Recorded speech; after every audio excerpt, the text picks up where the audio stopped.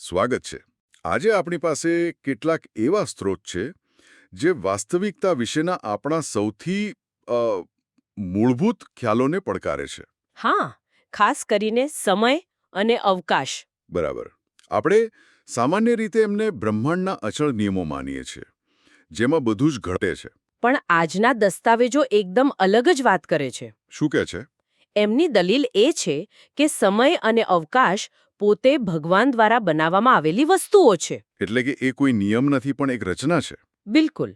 અને આ માત્ર કોઈ દાર્શનિક વિચાર નથી.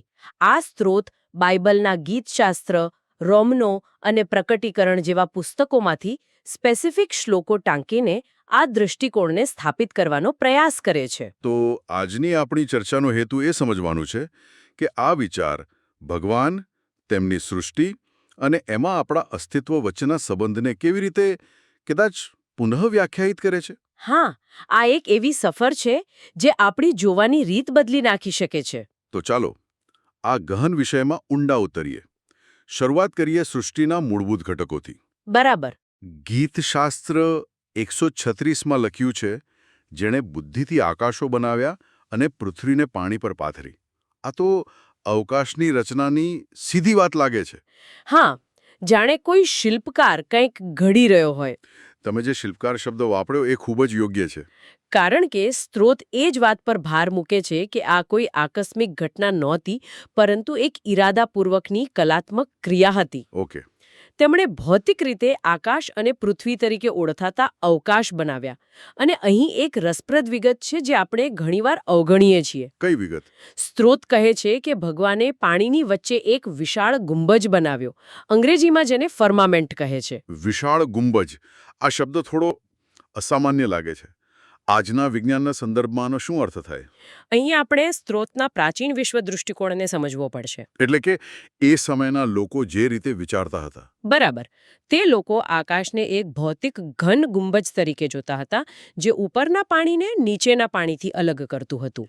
ભલે આજના વિજ્ઞાનથી આ ખ્યાલ અલગ હોય. હા, પણ આ વિચારને સમજવો જરૂરી છે, કારણ કે સ્ત્રોત મુજબ આ ગુંબજ અથવા આકાશ પાછળથી દૈવી યોજનામાં એક મહત્વનો ભાગ ભજવે છે. એ માત્ર ખાલી જગ્યા નથી, પણ એક નિર્મિત માળખું છે. સમજાયું. તો અવકાશ એક ઈરાદાપૂર્વકની રચના છે. હવે સમય વિશે વાત કરીએ. હા. એ જ ગીતશાસ્ત્ર સૂર્ય, ચંદ્ર અને તારાઓનો ઉલ્લેખ દિવસ અને રાત્રિ પર શાસન કરવા અને ઋતુઓ નક્કી કરવા માટે કરે છે. મારા મનમાં તો સમય હંમેશા પૃથ્વીના ભ્રમણ અને સૂર્યની ગતિ સાથે જોડાયેલો રહ્યો છે. અને અહીં જ સ્ત્રોત આપણા સામાન્ય જ્ઞાનને એમ કહીએ તો એકદમ ઉલટાવી નાખે છે. કેવી રીતે? આપણે વિચારીએ છીએ કે સમય એટલે સૂર્યનું ઉગવું અને આથમવું, ઋતુઓનું બદલાવવું. પણ સ્ત્રોત દલીલ કરે છે કે સમય એ આકાશી પદાર્થોથી સ્વતંત્ર એક અલગ જ રચના છે. એટલે સ્ત્રોત સ્પષ્ટપણે કહે છે કે સૂર્ય, ચંદ્ર અને તારાઓની રચના પહેલા પણ સમયનું અસ્તિત્વ હતું. એક મિનિટ, આ કેવી રીતે શક્ય છે? જો સમયને માપવા માટે સૂર્ય કે ચંદ્ર ન હોય તો સમયનું અસ્તિત્વ હતું એવું કઈ રીતે કહી શકાય? આ એક ઉત્તમ પ્રશ્ન છે અને સ્ત્રોત તેનો તાર્કિક જવાબ આપે છે. ઓકે. દસ્તાવેજ મુજબ જ્યારે દૂતોની રચના થઈ ત્યારે તેઓ અસ્તિત્વમાં આવ્યા. બરાબર. કોઈ પણ વસ્તુ જે પહેલા નહોતી અને પછી અસ્તિત્વમાં આવી, તે ઘટના પહેલા અને પછીના ખ્યાલ વિના શક્ય નથી. આ પહેલા અને પછીનો પ્રવાહ જ તો સમય છે. ઓહ. તે સમયે સૂર્ય, ચંદ્ર કે તારા નહોતા, છતાં સમય વહી રહ્યો હતો. ઓહ, તો સૂર્ય અને ચંદ્ર સમયના સ્ત્રોત નથી, પણ માત્ર સમય માપવાના સાધનો છે. બિલકુલ. જાણે કે ઘડિયાળ સમય બનાવતી નથી, માત્ર બતાવે છે. સમય તો પહેલેથી જ અસ્તિત્વમાં છે. આ એક મોટો વૈચારિક બદલાવ છે. બિલકુલ. સૂર્ય, ચંદ્ર અને તારાઓ મનુષ્ય માટે બનાવવામાં આવેલી એક ભવ્ય આકાશી ઘડિયાળ છે, જેથી આપણે દિવસો, મહિનાઓ અને વર્ષો ગણી શકીએ. પણ સમય પોતે એક વધુ મૂળભૂત, સ્વતંત્ર રચના છે. આ ખરેખર રસપ્રદ છે. તો સ્ત્રોતો મુજબ સમય અને અવકાશ બંને ભગવાન દ્વારા બનાવાયેલી અલગ અલગ વસ્તુઓ છે. હા. આ વિચારને આગળ વધારતા રોમનો 8.38-29માં એક શક્તિશાળી શ્લોક છે. હા, ખૂબ જ પ્રખ્યાત શ્લોક છે. તેમાં એવી વસ્તુઓની યાદી છે જે આપણને ભગવાનના પ્રેમથી અલગ નથી કરી શકતી. તેમાં મૃત્યુ, જીવન, દૂતો જેવી બાબતો છે. પણ સાથે સાથે વર્તમાન બાબતો કે ભવિષ્યની બાબતો અને ઊંચાઈ કે ઊંડાણનો પણ ઉલ્લેખ છે. અને મને લાગે છે કે આ સીધો સમય અને અવકાશનો સંદર્ભ છે. તમે બરાબર મુદ્દો પકડ્યો છે. સ્ત્રોતનું અર્થઘટન એ જ છે. હા, એ યાદીમાં દરેક વસ્તુ એક સૃષ્ટિ છે. જેમ દૂતો એક રચના છે, તેમ ઊંચાઈ કે ઊંડાણ એટલે કે અવકાશના પરિમાણો અને વર્તમાન કે ભવિષ્ય એટલે કે સમયના પરિમાણો પણ ભગવાનની બનાવેલી વસ્તુઓ છે. એટલે કે એ બ્રહ્માંડના નિયમો નથી, પણ સૃષ્ટિનો જ એક ભાગ છે. બરાબર. અને આનો સૌથી મોટો અર્થ એ થાય કે જો ભગવાને સમય અને અવકાશ બનાવ્યા હોય તો તેઓ પોતે તેનાથી બંધાયેલા નથી. તેઓ તેની બહાર છે. બરાબર. તેઓ એ રચનાઓને ટકાવી રાખે છે, પણ તેઓ પોતે તેનાથી પર છે. આ જ વિચાર આપણને આગળના મુદ્દા પર લઈ જાય છે. કયા મુદ્દા પર? જો અવકાશ માત્ર ખાલી જગ્યા નથી, પણ એક હેતુપૂર્ણ રચના છે, તો શું સ્ત્રોત આ હેતુ વિશે વધુ કંઈ કહે છે? શું અવકાશમાં બીજું કંઈ પણ છે જે દૈવી યોજનાનો ભાગ હોય? સારો પ્રશ્ન છે. સ્ત્રોતમાં શેતાનનો ઉલ્લેખ છે, જેને હવામાં અધિકાર ચલાવનાર કહ્યો છે. શું આ હવા એ જ અવકાશ છે જેની આપણે વાત કરી રહ્યા છીએ? હા, સ્ત્રોત તે બંનેને જોડે છે. યાદ કરો પેલો વિશાળ ગુંબજ કે આકાશ જે પાણીની વચ્ચે બનાવવામાં આવ્યું હતું? હા. દસ્તાવેજો મુજબ એ જ અવકાશી ક્ષેત્રમાં શૈતાનને કેદ કરવાનો નિર્ણય કરવામાં આવ્યો. ઓકે. ત્યાંથી અંતિમ સમયમાં તેને પૃથ્વી પર ફેંકી દેવામાં આવશે, જ્યાં તે 42 મહિના સુધી સંતો પર અત્યાચાર કરશે. એટલે અવકાશ પણ દૈવી નાટકમાં એક મંચ જેવું છે, જ્યાં મહત્વપૂર્ણ ઘટનાઓ ઘટે છે. બિલકુલ. તે માત્ર એક નિષ્ક્રિય પૃષ્ઠભૂમિ નથી. આ બધું આપણને સીધા ભગવાનના સ્વભાવ તરફ દોરી જાય છે. જો તેઓ સમય અને અવકાશના સર્જક છે અને તેની બહાર છે, તો તેઓ વાસ્તવિકતાને કેવી રીતે અનુભવતા હશે?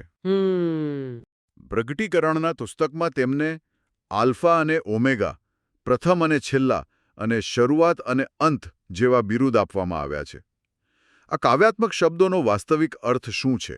આનો અર્થ ખૂબ જ ગહન છે અને સાચું કહું તો આપણી માનવ સમજની થોડી બહાર છે. એટલે તેનો અર્થ એ છે કે ભગવાન સમયની મર્યાદાઓથી સંપૂર્ણપણે મુક્ત છે. આપણા માટે સમય એક રેખા જેવો છે. ભૂતકાળ પાછળ છે, ભવિષ્ય આગળ છે, અને આપણે વર્તમાનની એક નાનકડી ક્ષણમાં જીવીએ છીએ. હા, એ તો બરાબર છે. પરંતુ ભગવાન માટે આખી રેખા એક જ બિંદુ છે. તેઓ સૃષ્ટિની શરૂઆત, મધ્ય અને અંત બધું જ એક સાથે અનુભવે છે. આ સમજવું મારા મગજ માટે લગભગ અશક્ય છે. જાણે કે કોઈ પુસ્તકનો લેખક જે વાર્તાની શરૂઆત અને અંત બંને જાણે છે. હા. જ્યારે પાત્રો ફક્ત પોતાના પાના પર શું છે તે જ જાણે છે. પણ આ તો તેનાથી પણ વધુ જટિલ લાગે છે. તમારો સાહિત્યિક દૃષ્ટાંત સારો છે, પણ ભગવાન માટે તો તે હજી વધુ વ્યાપક છે. સ્ત્રોત આને સમજાવવા માટે એક ચોંકાવનારું વાક્ય વાપરે છે. શું કહે છે?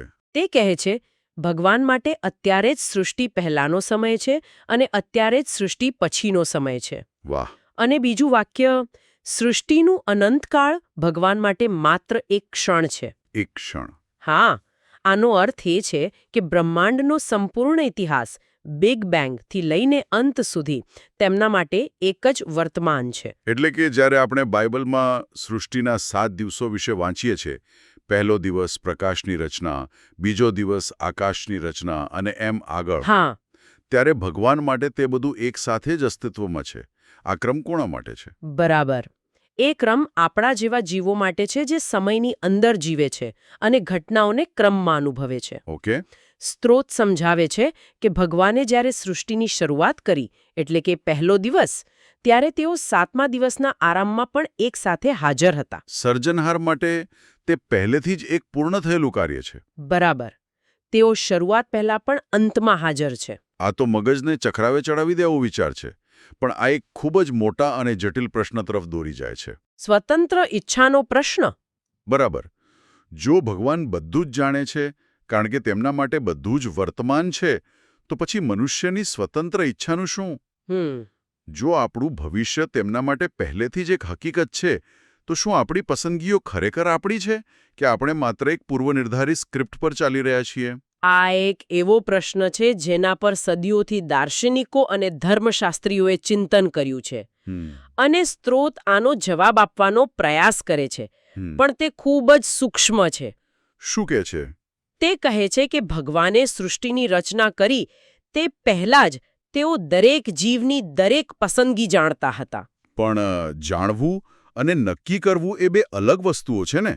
શું તેમનું જ્ઞાન આપણી પસંદગીઓને નિર્ધારિત કરે છે? એ જ તો મુદ્દો છે. સ્ત્રોત યશાયા 46:10નો ઉલ્લેખ કરે છે, જ્યાં ભગવાન કહે છે, હું અંતની શરૂઆતથી જ ઘોષણા કરું છું. આ તો પૂર્વ નિર્ધારણ જેવું જ લાગે છે. અહીં જ સ્ત્રોત એક અલગ દૃષ્ટિકોણ રજૂ કરે છે. કલ્પના કરો કે તમે એક ખૂબ જ જટિલ મેઝ ડિઝાઇન કરી રહ્યા છો. ઓકે, એક ભૂલભુલામણી. હા, અને તમે એક વ્યક્તિને જાણો છો, તેની માનસિકતા, તેની વૃત્તિઓ, બધું જ. તમે જાણો છો કે જો તેને બિંદુ એ પર મૂકવામાં આવે તો તે 99% સંભાવના છે કે તે જમણી બાજુનો રસ્તો પસંદ કરશે.